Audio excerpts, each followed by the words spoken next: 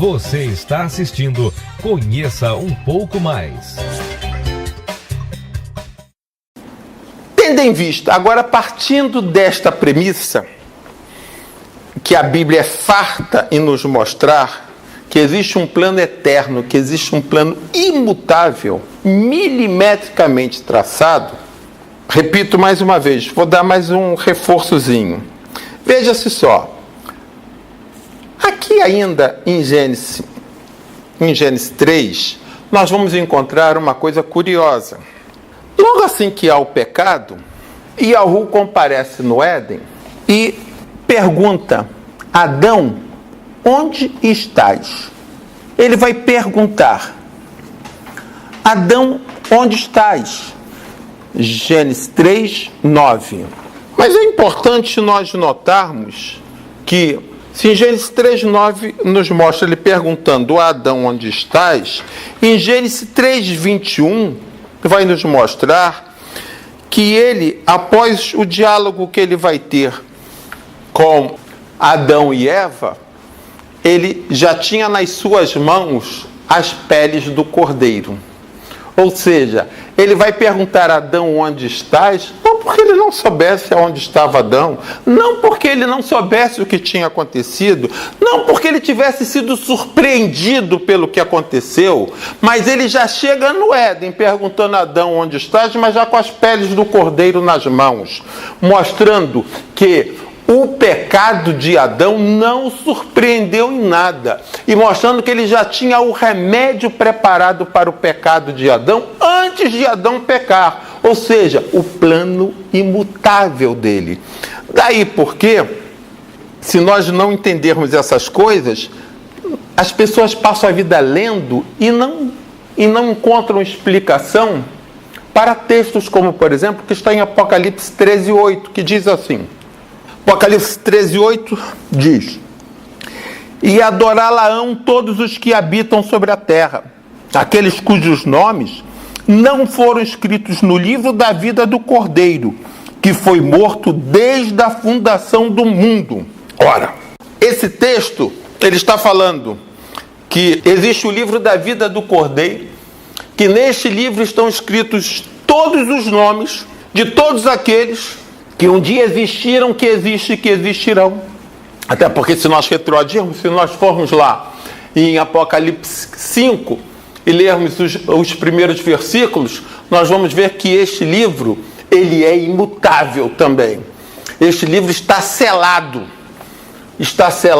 e ninguém, nem na terra, nem nos céus, consegue romper os selos desse livro, somente o Cordeiro na data certa. Ou seja, se o livro ele é imutável, todos os nomes de todos os salvos em toda a existência humana nele estão escritos ou não estão escritos, então por quê? Tudo isso faz parte da presciência, da sondagem em todos os corações que o Pai Eterno fez antes de criar Adão. Daí porque é impossível ele ser surpreendido por qualquer coisa mínima que seja. Nada o surpreende. Se nada o surpreende, nada pode levá-lo a se arrepender de nada. Logo, nada pode levá-lo a mudar qualquer coisa que ele tenha feito. Repito, conforme o Salmo 115, 4, vai nos dizer que todo o contrato que ele fez, ele cumpre, ainda nas partes em que o contrato seja contrário à vontade dele. Mas ele contratou, e a Bíblia nada mais é do que um contrato que ele fez com os homens. Por isso, ele vai cumprir, ele cumpre. Então, é por isso que nós acabamos de ler aqui em Apocalipse 13, 8, repito, que no plano imutável dele, o Cordeiro foi morto desde a fundação do mundo. Ou seja, a partir do momento que ele resolveu criar o mundo além dele, imediatamente ele sabia que tudo que estivesse além dele seria passível de erro e erraria. Então, imediatamente, por isso que diz desde a fundação do mundo, está nos dizendo que a partir do momento que ele criou qualquer coisa além dele, ele já criou a solução para tudo que iria ocorrer a partir desta criação dele. Logo, o Calvário que todos nós, a história, tudo mostra que ocorreu há pouco mais de 2000 anos, ocorreu no plano físico, nesse mundinho que nós conhecemos um pouquinho deles. Nesse mundinho, no nosso mundinho, o Cordeiro foi crucificado no Calvário há pouco mais de 2000 anos. Mas no plano eterno, no plano imutável, no plano perfeito do Pai, desde a fundação do mundo, ou seja, desde que ele resolveu criar qualquer coisa além dele, fora dele, ele já sabia que iria ter problemas e já criou a solução, e desde ali, no plano dele, o Cordeiro já foi crucificado. Daí porque ser correta a frase que diz que antes do haja luz já tinha existido o haja cruz. O haja cruz precede o haja luz. Na nossa Bíblia tudo começa com o haja luz. Sim, mas antes do haja luz houve o haja cruz, conforme o texto bíblico está nos mostrando isso. Daí porque se é verdade que em Gênesis 3:9 ele comparece no Éden após o pecado, perguntando: Adão, onde estás? Também é verdade que em Gênesis 3:21 vai nos mostrar que ele já faz essa pergunta a Adão, já com as peles do cordeiro nas mãos, para poder cobrir o pecado de Adão. Então, isso tudo está nos mostrando este plano eterno, este plano imutável do nosso Pai. Tendo em vista ser indiscutível, biblicamente, a existência deste plano eterno e imutável, aí algumas consequências vêm a partir disso. E depois de vislumbrar biblicamente esse plano eterno, este plano imutável na Bíblia, é que alguns grandes teólogos, ao longo dos séculos, vêm tirando conclusões deste plano, conclusões essas que nem sempre são corretas. O que mostra que mesmo a partir de conhecimentos corretos, a partir deles se pode tirar conclusões incorretas. Uma dessas conclusões é a que segue.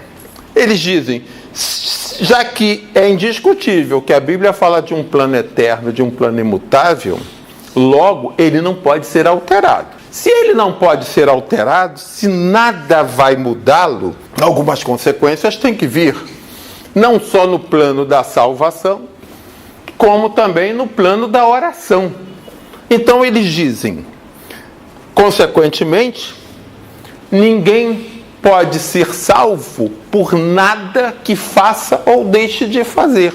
Se o plano é eterno, se o plano é imutável, se o plano é perfeito, se existe, e não há dúvidas dos textos bíblicos de que existe no livro da vida do Cordeiro o nome de todos os salvos, ali escrito desde a fundação do mundo, antes da criação de Adão, a consequência disso é que quem está ali está salvo e quem não está ali não está salvo. E é o que nós queremos falar agora. Eles dizem, por outro lado também, e por isso mesmo, a oração não pode mudar nada. Porque se a oração mudasse qualquer coisa, o plano já não seria eterno, o plano já não seria imutável, o plano já não seria perfeito, mas sim seria um plano a todo instante mudando, indo para frente e para trás, de acordo com as orações que cada um fosse fazendo. Como se ele não visse quem orou e quem não orou na frente, né? Então, concluem eles, foi assim que os calvinistas concluíram equivocadamente. E equivocadamente não é porque eu seja juiz dos calvinistas, não, é porque equivocadamente, porque a Bíblia como um todo se farta em mostrar esse equívoco. juiz de todos nós é a Bíblia, é a palavra, e não eu. Então, os calvinistas equivocadamente chegaram à conclusão de que o Pai Eterno não só separou uns para serem salvos, e aí eles dizem salvos por graça irresistível, quer dizer, salvos querendo ou não querendo, queiram ou não queiram, esses estão salvos. E estão salvos por quê? Por graça irresistível, o Pai, usando da sua soberania, escolheu este grupo e os salvou e colocou o nome deles neste livro da vida do Cordeiro, que é imutável. O livro da vida do Cordeiro realmente é imutável, acabamos de ler. E aí eles concluem, então, a salvação só pode se dar por graça irresistível. E pela mesma razão, eles dizem, a oração não pode mudar absolutamente nada. Porque se a oração pudesse mudar, o plano também deixaria de ser imutável, estaria mudando a todo momento. E aí, a Bíblia no seu conjunto nos mostra que ambas as afirmativas partem de uma premissa correta: o plano é imutável, existe o plano é perfeito, o plano é imutável. Partem de uma premissa correta para chegarem a uma conclusão errônea. Ou seja, isso é um sofisma. É o que em lógica chama-se de sofisma. Isso é um sofisma, isso é um grande equívoco. É verdade, biblicamente, nós temos que trabalhar a Bíblia como um todo homogêneo, de fonte inspiracional única, que é o Espírito Santo. Então, a mesma Bíblia que nos fala que o nome dos salvos está realmente escrito num livro imutável, que é o livro da vida do Cordeiro, ela, de Gênesis a Apocalipse, vai nos incentivar a lutarmos pela nossa salvação. Então, se fosse assim, a Bíblia, nós teríamos mais da metade da Bíblia brigando com outra parte. Então, por que a Bíblia vai nos mandar lutar pela nossa salvação?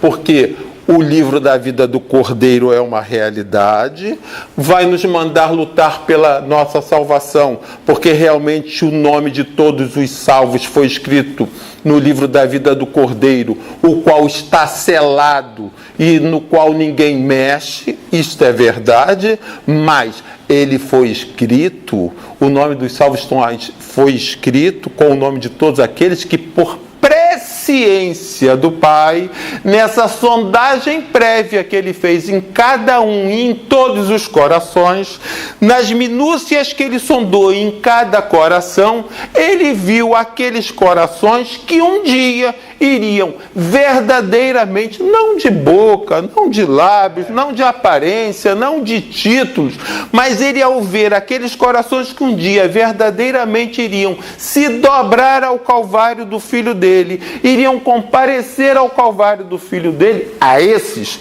eles, antes de nascer, antes dele criar Adão, ele escreveu no livro.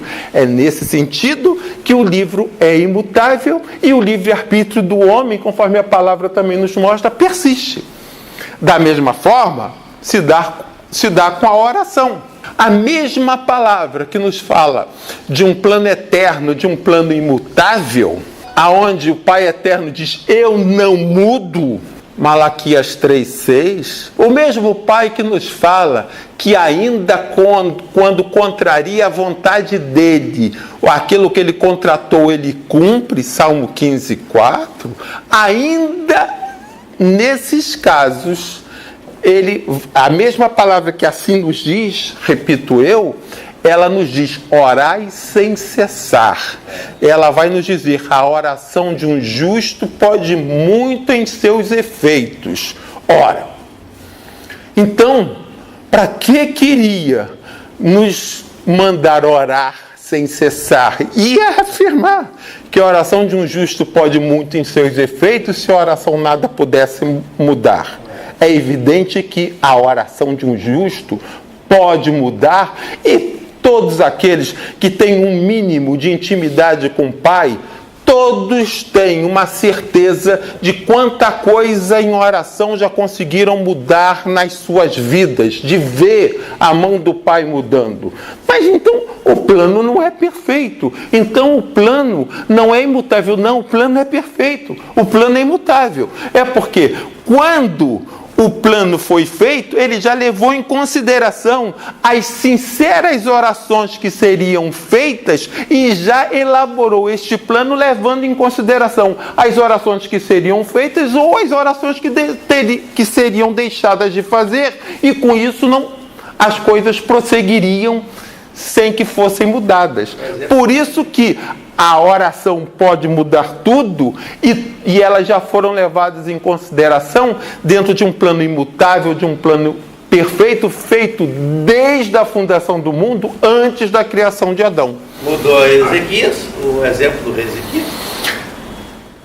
O exemplo do rei Ezequias. Em 2 Reis, capítulo 20, a partir do versículo 1, nós vamos encontrar ali a questão do rei Ezequias. O rei Ezequias, nos diz o texto, que o pai chama o profeta Isaías e fala que o profeta Isaías fosse ao rei Ezequias e falasse para ele que ele preparasse a casa dele porque ele iria morrer. Não mandou Isaías falar para ele assim, manda ele preparar a casa dele que pode ser que ele morra. Não, falou assim para ele, vai lá, diz para ele preparar a malinha dele, porque ele vai morrer. E foi exatamente assim que Isaías foi lá no Palácio Real e falou assim para o rei Ezequias. E deu o recado, virou as costas e foi embora. Quando Isaías vira as costas, ainda não tinha saído nos portões do Palácio Real, e a rua vira para Isaías e fala assim, volta lá, diz para Ezequias que ele não vai mais morrer não. Diz para ele que ele vai viver mais 15 anos. E para ele ter certeza que eu estou dando mais 15 anos a ele, isso vai acontecer, o sol vai retroceder. E assim foi. E assim aconteceu na vida de Ezequias. E aí, a partir disso, muitos, daí a pergunta que acaba de me ser feita aqui, muitos dizem, tá vendo como ele se arrepende? Ele não se arrependeu? Ele não mandou Isaías dizer, vai lá e diz que ele vai morrer. E depois, minutos depois, diz que ele não vai morrer. Mas lógico que ele se arrependeu. Então, ele se arrepende. Realmente, numa leitura rápida e num pensamento descompromissado com mais da Bíblia, a impressão óbvia que fica é essa mesma. Mas é uma impressão óbvia, mas errônea. Mas errônea essa impressão. Não é a verdadeira. Vamos dialogar com o texto. É assim que se deve fazer. Vamos dialogar com o texto e vamos ver, dialogando com o texto, fazendo perguntas ao texto e respeitando o texto, o que o texto vai nos responder sobre isso. É assim que se vê. Veja-se só. Primeira pergunta que eu devo fazer ao texto. Bom, pelo que está escrito aqui de uma forma imediata, a impressão realmente que me dá é que Yahu se arrependeu. Mandou dizer a Ezequias que ele iria morrer, que ele estava com uma doença mortal e iria morrer. Em seguida diz que ele já não vai morrer. Primeira conclusão imediata que eu chego é que ele se arrependeu. Aí agora, mas será que foi mesmo? Então deixa eu fazer uma pergunta aqui ao texto.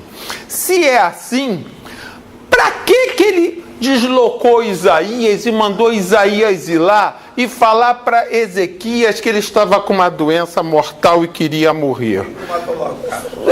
Bastava simplesmente ele não ter feito nada e deixado que a doença iria consumir, iria matar Ezequias.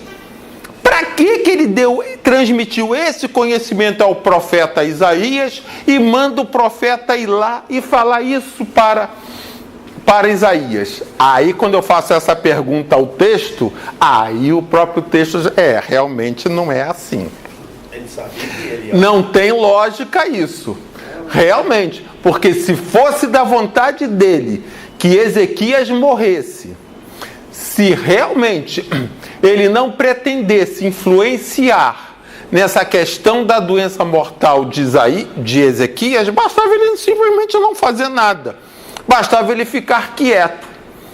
Então, quando ele revela isso ao profeta e manda o profeta ir lá e dizer, e não manda no condicional, ele está dizendo o seguinte: realmente o fato já existe, o fato já é concreto. Ezequias já está com uma doença e essa doença é mortal. Essa doença é para matá-lo, sim. Se nada for feito, ele vai morrer, sim. Não é hipótese, é caso concreto. Agora, ele estava querendo intervir naquele caso, como acabou intervindo. Para isso o homem precisava. Aí, diante disso, outra pergunta que eu tenho que fazer ao texto. Mas se ele pretendia intervir no caso, como acabou intervindo, e curando e dando mais 15 anos de vida a Ezequias, por que ele simplesmente não deu? Por que ele simplesmente não curou Ezequias e acabou a situação?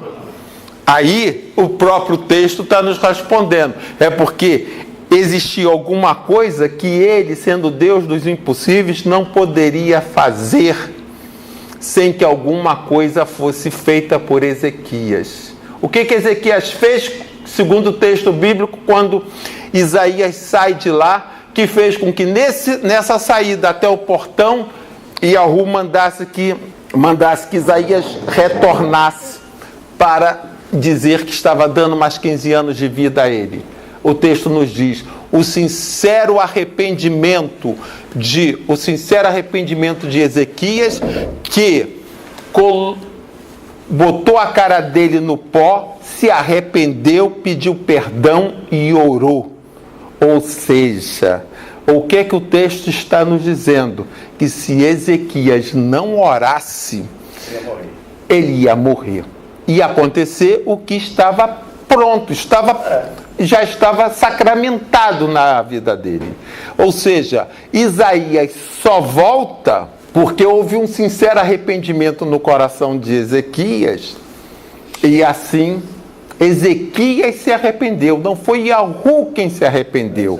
Quem se arrependeu? Quem é que mudou aí? Foi Deus que mudou ou foi Ezequias que mudou? Ezequias mudou, Ezequias se arrependeu e Ezequias orou.